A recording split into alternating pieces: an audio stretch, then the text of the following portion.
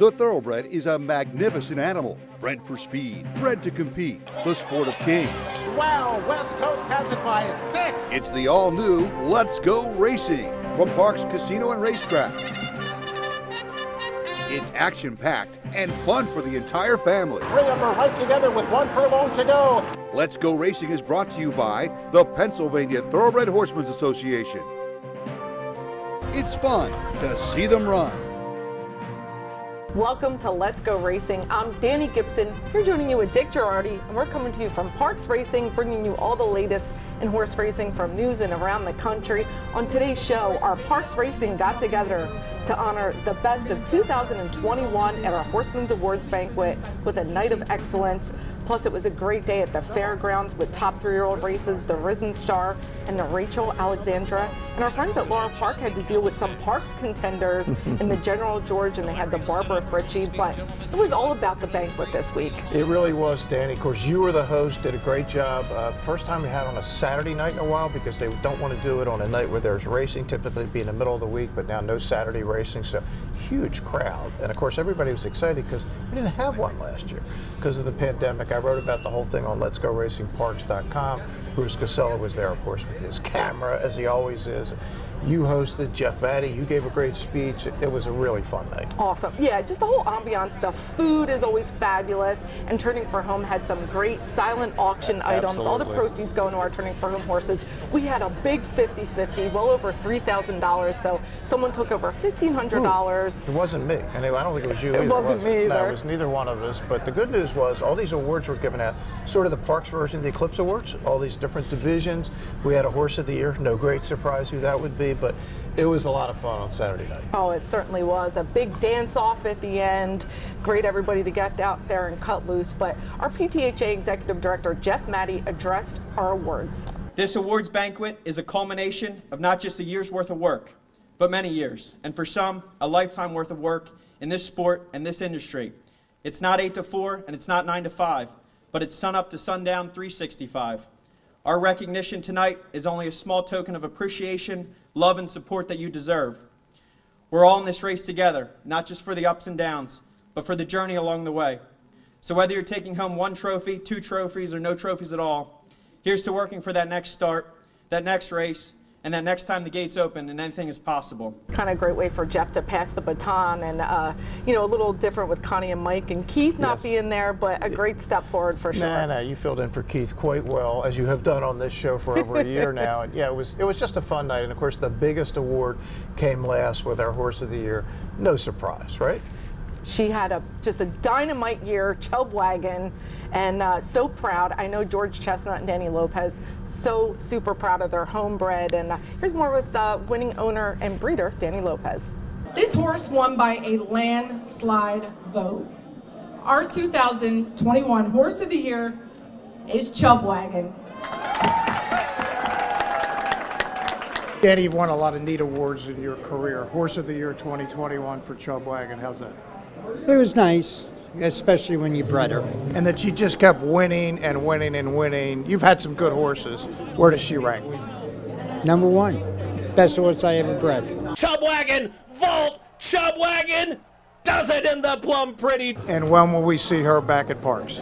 April, end of April, May. Okay. Everything goes right, but gotta wait and let her tell us. Big congratulations to Chub Wagon and all the winners. I think this year alone, even just the nominees, was a really strong group. No question. I mean, some of the divisions were very difficult. Some of them were easier. Chub Wagon, to me, was the easiest of all. Our Parks Hall of Famer, Lupe Preciado, has had some really, really good horses, Favorite Tail being one of them. Yeah.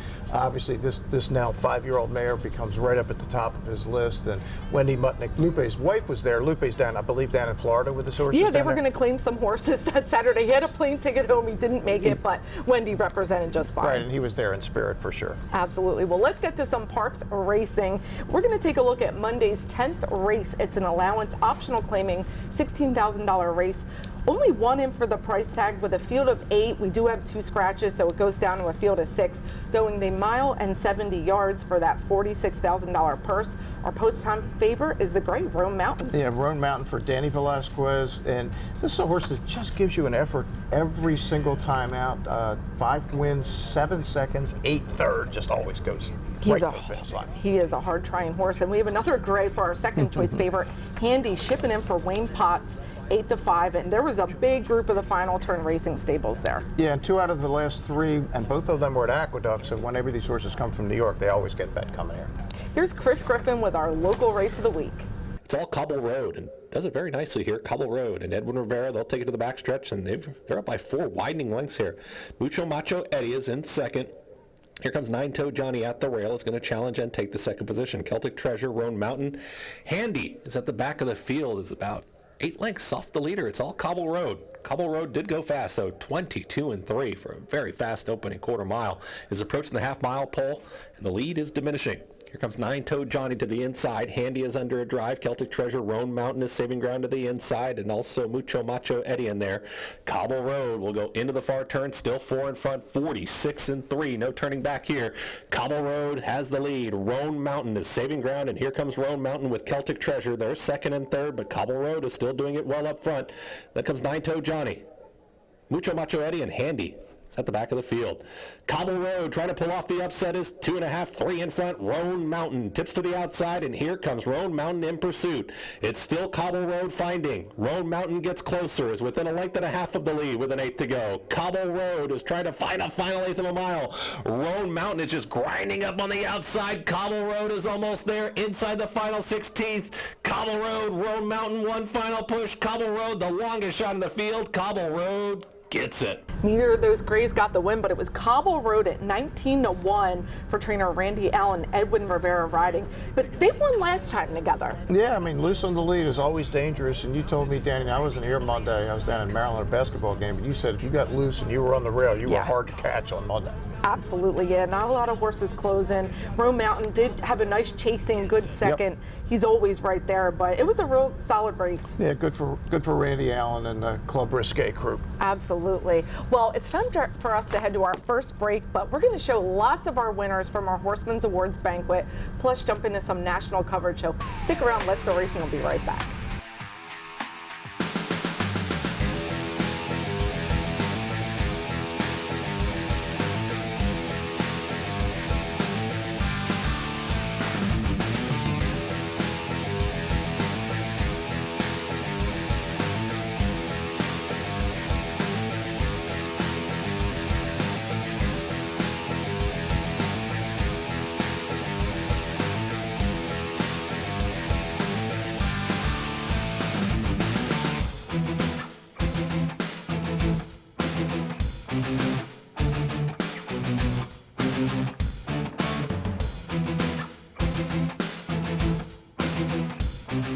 If you want action and you want it now, you got to get the new Parks Racing mobile app. Wager and watch thoroughbred and harness racing from around the world. With the Parks Racing mobile app, it's easy to open and fund your account. Then place your wagers and cheer on your horse as they thunder down the stretch. With the Parks Racing mobile app, you'll easily make withdrawal requests, view the previous day's replays and results. Plus, open any new account now and you'll be automatically enrolled in the Parks Rewards program. The more you wager, the more you earn. Get the new Parks Racing mobile app and get in on the action. Did you know the Pennsylvania horse racing industry spends tens of millions of dollars supporting agriculture? From local farmers and farm workers to veterinarians and more. And we do it with zero tax dollars while creating tens of thousands of jobs. Welcome back to Let's Go Racing, and some exciting news for Pennsylvania breds. We're going to have our first ever Pennsylvania sired, Pennsylvania bred stakes races with some big money there. Yeah, no question. $600,000 in the fund to go into these purses for 2-year-olds. Be run on PA Day at the races later on this year, and then PA Derby Day. There'll be 2 separate races, Colts and Fillies, and that's a lot of money for some 2-year-olds. So get your 2-year-olds ready for the fall. Oh, it's going to be a good year here in racing. Here's more with our executive secretary from the Pennsylvania Breeders, Brian SANFRATELLO. We're going to have a stallion series for 2-year-old PA bred, PA sired horses. If you have a PA sire 2-year-old, fantastic. If you don't, plenty of sales coming up to get one. Next year it'll be 3 races, 2 short and 1 long, PA bred, PA sired horses. Well, it sure does pay to have a Pennsylvania bred. Well, time to get to some national racing brought to you by our Chapman Auto Group. If their emblem's not on the back of your car truck, well, you did pay too much. And let's get right into it. At the fairgrounds, it's the Grade 2 Risen Star going 1 1/8 miles, $400,000 for 3-year-olds. Kentucky Derby points are on the line. And our favorite is Smile Happy for Kenny McPeak, 2-1 with Corey Lannery. Yeah, we mentioned the race he came out of last week, Danny, the Kentucky Jockey Club, where everything out of it is running, winning the Holy Bull, winning the Lecomte. I mean, just everything out of there is running. So Smile Happy for Kenny McPeak, probably his best ever chance at a Derby run, first race since November. We'll see how he does here. Yeah, definition of a key race for sure. And our second choice is Epicenter for Steve Asmussen. 7-2 does get Joel Rosario. We see him riding him a lot. Yeah, and we could make the case that even though he finished second in the Lecomte, he was the best horse. He got in a speed duel, just kept trying all the way to the finish line. And this is the first of the 50-point races as we get into the next level of these prep races. And keep in mind, it's probably going to take fewer points than normal this year because of all those points the Baffert horses aren't going to be able to accumulate. Right. Those are points others are not getting because Baffert's winning all these races and getting no points. Yeah, but the Kentucky Derby is starting to take a little shape here. Here's the call of the Risen Star. As they charge into the clubhouse turn, it's Epicenter.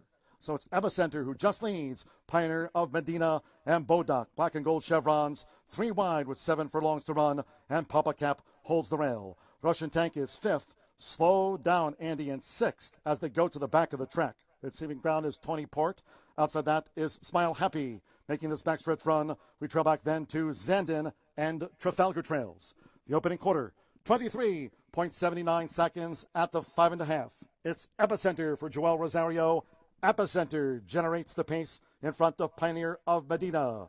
With Papa Cap a ground-saving 3rd, Bodoc is 4th for this run to the half-mile pole. Russian Tank in 5th. On the outside, slow down Andy is 6th. Smile Happy looking to gain ground for Corey Lannery in behind the horses. As they left a half-mile pole behind, then Tony Port, Zandon, and Trafalgar remains last. Half-mile for Epicenter. 47.97 seconds. They round the far turn. It's Epicenter's lead in front of Pioneer of Medina. With at the inside, Papa Cap as they come toward the top of the stretch. Slow down Andy on the far outside. Bodoc and Zandon starts one wide. Zandon coming with a wide bid for Jose Ortiz as they straighten past the quarter pole. 3/4 in 1:12.25 seconds. It's Epicenter coming down to this final Fairgrounds furlong. Epicenter looking to finish them off from a charging Zandon. Pioneer of Medina between horses. Smile Happy runs on toward the rail, but they're close to home, and it's Epicenter. Epicenter for Joel Rosario. Epicenter and jockey Joel Rosario loose on the lead, and they just never stopped. Smile Happy, a really good second place. Yeah, look, I thought Smile Happy ran really well under the circumstances, given the fact that nobody was beating Epicenter. Got a 98 fire, and he obviously is a major contender. And as we mentioned this before, Steve Asmussen has won every big race there is in this sport, except the biggest race of all. Maybe I'll have a shot at the Derby this year. Smile Happy gets 30. He's got up to 30 points now. That puts him in the ballpark. Figure one more prep for him, and I don't think Kenny was kind of disappointed at all. No. Given the circumstances of the race, Smile Happy, I think, still a major contender. Oh, absolutely, too. We talked about even the gallop out. He just looked strong, just came up a little bit short, but ran Epicenter, right by Epicenter on the gallop out. Certainly, like, buddy, I'm going to get you next time. Exactly. But Epicenter, what a developed 3-year-old. He's just really big and strong. He's pretty cool, and speed is always dangerous. Oh, absolutely. Well, we're going to jump right into our next 3-year-old race at the fairgrounds, the Grade 2 Rachel Alexandra, going 1 1/16 miles, $300,000 on the line. And our favorite is Hidden Connection for Brett Calhoun, Raylu Gutierrez. Yeah, Hidden Connection got off terribly in the Breeders' Cup Juvenile out at Del Mar. I actually liked her in that race. She just put a line through that. She's clearly better than that. And our buddy Dogo Nielsen's out second choice, Awake at Midnight, 9-2. Mario Gutierrez does make the trip down to the fairgrounds. Yeah, second most recently in the Santa Inez out at Santa Anita, and it is the Red O'Neill Connection, which win a lot of big 3-year-old races. Here's the call of the Rachel Alexandra. As they enter the clubhouse turn, it's Lacrette. So Lacrette out in front and takes the shortest way around there for Joel Rosario with Hidden Connection, finding a good spot as these 3-year-old fillies go to the back of the track. Awake at Midnight is third. Then toward the inside is Turner Loose in fourth. Goddess of Fire is fifth. North County in sixth. Followed by Divine Huntress, who's a wide seventh, making this backstretch run with Dreamlith held up in behind Fillies. Then comes Miss Maddie B, Candy Rain, and California Angel, while wide, has dropped back to 11th and last. The quarter in 23.94 seconds, now at the 4.5. And, something went wrong with Lacrette. Lacrette has been pulled up. Silver Bullet Day Stakes winner, Lacrette pulled up as Hidden Connection inherited the front. Half mile in 48.18 seconds. They round the far turn. It's Hidden Connection's lead. Right there is Awake at Midnight, with Goddess of Fire now making a bit on the outside. Divine Huntress is farther out, coming toward the top of the stretch. Then to the inside, Turner Loose with North County. Dreamlith is wide. It's Hidden Connection who leads them for the quarter pole. We trail back to Miss Maddie B, along with wide Candy Raid, and then California Angel. They've straightened 3/4 in 1 minute 13.07 seconds. And here comes Goddess of Fire, who descends on Hidden Connection. 1 furlong to go. Charging is Turner Loose. Then to the inside, Awake at Midnight. Miss Maddie B is next. They're deep in the final 16th. It's Goddess of Fire and Turner Loose down to them. Turner Loose for Florent Giroux. Turner Loose to win the Rachel Alexandra Stakes. Turner Loose and jockey Florent Giroux get the win for Brad Cox, and I'm not super impressed with Turner Loose, I have to say. 81 buyer tells you a lot too, Danny. The numbers, the data just not there for Turner Loose. 17-1 for a reason. This was easily the best race of her career, but not going to be remotely good enough to get her into Kentucky Oaks contention. And if you look, they only paid $50,000 with her, Right. which is a lot for me, but for them. And her action, she kind of paddles that leg out, and I just don't see her holding up. And obviously, Lacrette was pulled up, but she's going to be fine. She had surgery, and she's healing great. Right, and probably not going to race again, but certainly not life-threatening. Go on to be a broodmare if they can't get her back to the track. And Turner Loose, you don't get 17-1 on Brad Cox very often, do you? It probably won't happen again anytime soon. Well, and Divine Huntress, I know we were all rooting for her because she had her last 2 wins here at Parks, but didn't happen. California Angel back to the turf for her. And I don't know what was up with Hidden Connection. She just wasn't any good at all. Yeah, so I don't know if this tells us anything for the Kentucky Oaks, but to be determined. Absolutely. Well, let's get to Laurel Park. It was the John B. Campbell, $100,000 going a mile and 16th, and our favorite is Working on a Dream, 6-5 for Robin Graham for coming out the 1 hole. Coming out of the 1 hole, pretty solid form at Laurel's. 3 wins, 4 seconds, and 14 starts. And we have our man Uriah St. Louis with Forewarned. Ran most recently at Aqueduct, not so good, but before that won the Queens County at 42-1 with Forewarned. He certainly did. He's going to have to contend with Galera, our second choice at 3-1, but it's going to be a good race. Yes, it is. Watch this one. Here's the call to John B. Campbell. Matching strides, Working on a Dream, and Gentleman Joe to the outside. They're nose to nose. The opening quarter, 23.83. And Galero content now to track from third position, just 2.5 from the front. Torch of Truth and Forewarned racing side by side. And Bobby G yet to pick it up his Treasure Trove. Heading on for the far turn of the John B. Campbell, 6.5 lengths front to back. They go 4 furlongs from the line now. And Gentleman Joe, Galerio on the outside makes the move. And Working on a Dream, 3 in a line into the far turn run. After half mile in 46.66, and Forewarned is right off the trio of leaders now. At Torch of Truth on the outside, yet to pick it up his Treasure Trove, second to last, and Bobby G trailing the field. Galerio in a fight now with Gentleman Joe, top of the lane, Working on a Dream, and Forewarned switching to the outside into the stretch. Galerio, Gentleman Joe, Working on a Dream back third to the inside, and Forewarned is fourth with 1 furlong left to go. It's Galerio by 2 lengths. Forewarned is closing on the outside. Forewarned very game, leaning inch by inch with a 16th of a mile left to go. Galerio in a photo. Galerio! Oh, it's Galerio. Galero and jockey J.D. Acosta get the win, but they had to contend with Forewarned, who they just beat by a literal nostril. Yeah, when I watched it live, I actually thought Forewarned maybe had gotten there, but the bob, as you said, went to Galerio. But look, our man Uriah St. Louis now, over 800,000 in winnings with this Ohio bred. Remember, he goes out to Mahoning Valley every year, wins that Ohio Endurance. Then he won in New York in an open stake, and now here's another big stake in Maryland. Just missed winning. Dexter Haddock did Forewarned a terrific opportunity and missed by an inch, but in many ways you felt like a winner. Oh, definitely. And I heard Uriah say casually in the paddock he might send him to California to get that 1.25 mile race because this horse likes to run all day. Yeah, why not? And look, anything Uriah does, I do not question. The man, everybody goes out, you know, what does he know? What's going on? Well, he knows something. This horse won $800 grand. Absolutely.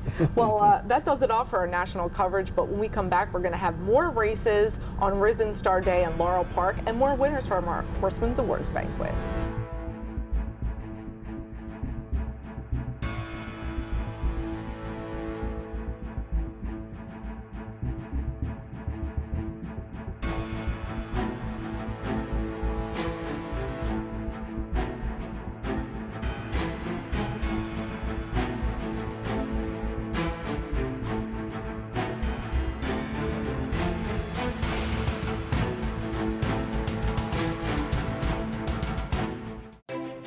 Turning for Home is a nonprofit that has provided nearly 2,800 former racehorses with a safe retirement. The program was created through the foresight of the Pennsylvania Thoroughbred Horsemen's Association. We all love animals, and to give back to something that helps us so much, it's a great thing. Responding to the need for a better system that addressed the uncertain future for the retiring equine population at Parks Racing, the PTHA rallied horsemen to support the program. These horses can do anything from hunter jumpers to western to therapeutic riding. Turning for Home became the first on-track retirement program at a year-round racetrack.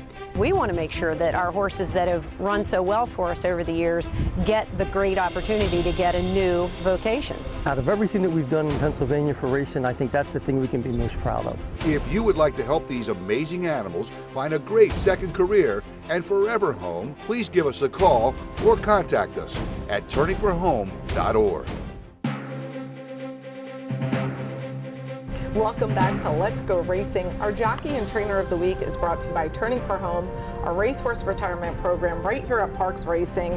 And our Jockey of the Week's Dexter Haddock. Of course. Those 2 seconds on those Uriah horses, Forewarned and Wartossin, they deserve a Jockey of the Week. Well, we're going to see Wartossin in a second, but yeah, Dexter had a heck of a day down at Laurel. Absolutely. And our Trainer of the Week is going to go to Mike Moore. We're going to go back to a week and a half ago when he won that 3-race day, but that doesn't come often. Yeah, Mike's a good guy, good trainer, and doesn't he train for our buddy Jeff Matty? He certainly does. The M3 Racing. Among others. Yeah, Mike and Liz do a great job. Congratulations to them. And let's get into some race recap. We're going to go back to Laurel Park. It's the Grade 3 Barbara Fritchie Stakes, $250,000, 7 furlongs, and keep your eye on our girl Jakarta. Yeah, there she is, Danny, loose on the lead, similar to when she won the Mrs. Claus here on the 28th of December, and similar to when she just ran just behind just one time in the Grade 2 Inside Information. But here comes the 4 to 5 shot, glass ceiling for Charlton Baker coming down from New York to just get by Jakarta. And we said, I don't know if this is going to be Jakarta's last race, but pretty soon she's going to be bred to essential quality. Oh, that's going to be one heck of a horse. But Glass Ceiling just kind of nipping at her hip, always there with Dylan Davis, who's a real strong rider. But beautiful race from Jakarta. And let's stay at Laurel Park. It's the Grade 3 General George Stakes, $250,000, 7 furlongs on the line. And our buddy Uriah gets on the lead, Wartossin. We don't see that a lot, him on the lead. Yeah, what is going on here? Uriah with a speed horse, Wartossin and Dexter Haddock at 48 to 1. Out there, finally Cordmaker comes to the inside of Wartossin, just gets by 3/4 of the length. There was an objection, not upheld, but Wartossin at 48 to 1, second at a 250. Uriah didn't win any of these races, but man, he had a hell of a day down there at Laurel. Well, and we talked about Forewarned being one of those neat Ohio breds that made $800,000. Cordmaker, a Maryland bred, coming up over $900,000. Yeah, now I mean, look, you get these local PA bred, Maryland breds, Ohio breds. There's a lot of money out there. Absolutely, get a racehorse. It's really fun, and you can make some money. All right, well, let's get back to their fairgrounds. It's the Grade 3 Mineshaft going 1 mile and 16th, $250,000 on the line, and we're going to see Silver Prospector up on the lead there. Yeah, Silver Prospector is out there for that man Steve Asmussen again, but here comes Olympiad, the favorite for Billy Mott, and is going to cruise by, win by a little more than 2 at the wire. 102 buyer. I think this is going to be a player maybe in the handicap division this year as we get into later races in 2022. Oh, I'm certainly thinking so too. Always love to see that Bill Mott and Junior Alvarado team up. Indeed. Well, it's time for Ion Racing, and it's the Grade 2 Rebel at Oaklawn Park. and the Grade 3 Honeybee Stakes. Yeah, this Rebel is a race historically that Bob Baffert has been really strong. Obviously, we're going to talk about Medina Spirit in a minute, but always a neat race in the prep, obviously, for the Arkansas Derby. Yeah, and a little action down in Florida, Grade 3 Royal Delta at Gulfstream Park. And I'm going to be at Tampa Bay Down, so I'm going to be giving out some winners in my flip-flops. There you go. Well, nice. Have fun down there. It's going to be a casual vibe. But it's time for our final break. When we come back, we're going to have news and notes. We'll see you on the other side of this break.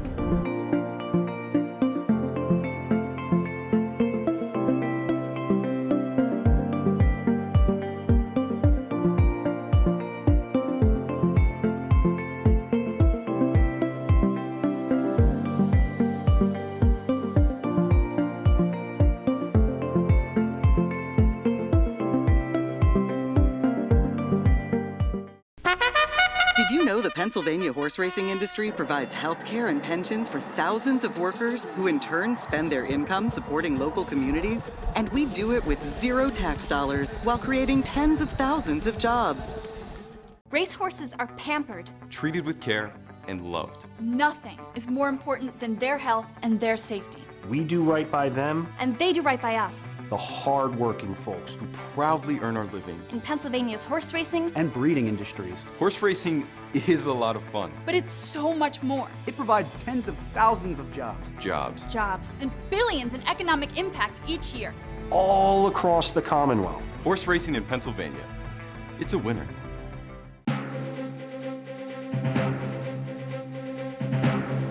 Welcome back to Let's Go Racing. Our news and notes is brought to you by the Granny Fund, which helps continuing education for our backstretch community. And tune in today at 11 a.m. Chris Griffin's going to be up on Down the Stretch on our Sirius XM series on Channel 85. Yeah, we've all had our shot. Yeah. Now Chris gets his second chance. Yeah, definitely. And new post time Monday, February 28th, it's going to go back to 12:55 with daylight savings because it's staying a little lighter. Yep. So does that mean spring's around the corner? Yeah, it's getting there. Yeah, and what else is around the corner? The Kentucky Derby? I think the Kentucky Derby is, and we finally found out the official result of the 2021 Derby. Everybody knows by now that Kentucky Racing Commission stewards have officially disqualified Medina Spirit for the betamethasone positive. We could argue what they should have done or could have done, but this is the reality of what they did do. So here's what, it's kind of a three-track process we're dealing with here, Danny.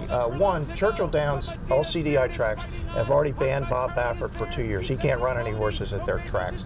That's one thing. Secondly, this will be appealed, the disqualification by the ownership group. There'll be an administrative law judge in Kentucky that will hear it. My suspicion is they'll uphold it, then it'll be in the courts. The only other horse ever disqualified for a positive drug violation in Derby was Dancer's Image. That took 4 years to decide. Yeah. Finally, Forward Pass was made the official winner. This will take a while. Mandaloon right now is the official winner of the 2021 Kentucky Derby. And third, Bob Baffert has been suspended for 90 days. That will also be appealed. He will get a stay. He will be able to continue to train. People say, well, he won't have a horse in the Preakness. He very well could have a horse in the Preakness because this could go on for a while. I don't see how he's going to have a horse in the Derby, given that Churchill won't let him run horses there, and we're getting too close to it. Corniche, the 2-year-old champ, doesn't even have an official workout yet, so I don't see there's any chance he's going to make it anyway. But Baffert has all these other horses. The owners are now going to have to make a decision. Yeah. They're going to give them to another trainer when you get to the final points races to get to the Derby. But that's kind of where we stand at the moment. But this has a long way to go before it's officially over. Just an unusual, bizarro story. Absolutely. Well, looking forward to a new Kentucky Derby this year and hopefully some new energy. But yeah, join us out here at Parks Racing. We're here Monday, Tuesday, and Wednesday. Post time now 12:55, like we said. But that wraps it up for Dick and I. Thank you so much for joining us. We'll see you next week on Let's Go Racing. And they're off. Speaker's Corner has early speed. Hot Rod Charlie, Midnight Bourbon, American Revolution. Hot Rod Charlie is opening up. Hot Rod Charlie will win.